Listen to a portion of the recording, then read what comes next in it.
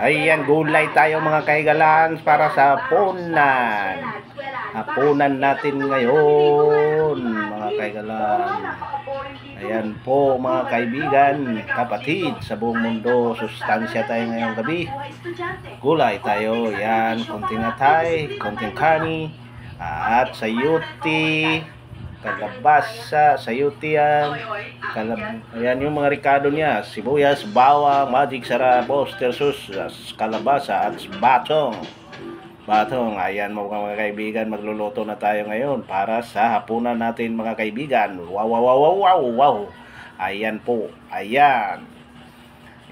Ihanda na natin siya para makakain ng mga kids. Tayo ang taga-taga dito sa bahay, taga-luto, taga-linis, taga-atid, lahat, taga-laba. Ayan po. Umpisahan namin humble man ang kanyang pagluluto. Ayun, pasarapin natin na maayos upang masarap ang kain ng mga kids natin mga kaibigan. Ito siya. Kailangan natin siyang pasarapin ng pasarapin mga kaibigan. Ayan po. Yan, sobrang sarap niyan mamaya. Ang mga bata masayahan pag masarap ang ating ulam. Ulam yummy para sa mga bata mga kaibigan.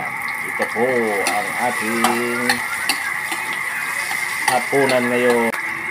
Ayan mga kaibigan, naluluto na natin, lagay na natin yung karne at saka yung atay. Diretso halo-halo, naka-marinate na po yan. Yung karne at saka atay, yan po siya. Ayan mga kaibigan, halo-halo ng halo mga kaibigan.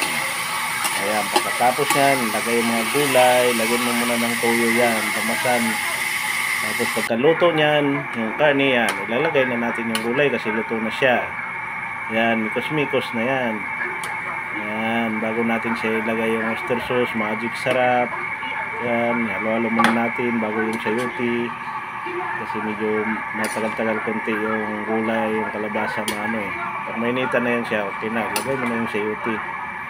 Yan, halo-halo, mikos-mikos mga kaibigan. Yummy na. Sa amoy palang busog ka na. Ayan po, sino mag-order na magpaluto dyan. Ito ay lang to, pambahay, na lutong bahay lang itong aking ginagawa. Pero sobrang yummy.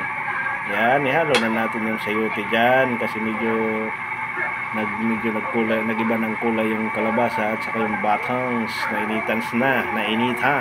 Ayan, halo na natin yung sayote, mikos na yan mga kaibigan. Ayan, mikos yan kaibigan, naluto na siya. Wow, yummy na. Let's eat na ngayon ng mga kabataan sa hapunan. Let's go, sago-sago, kain na mga bata ngayon.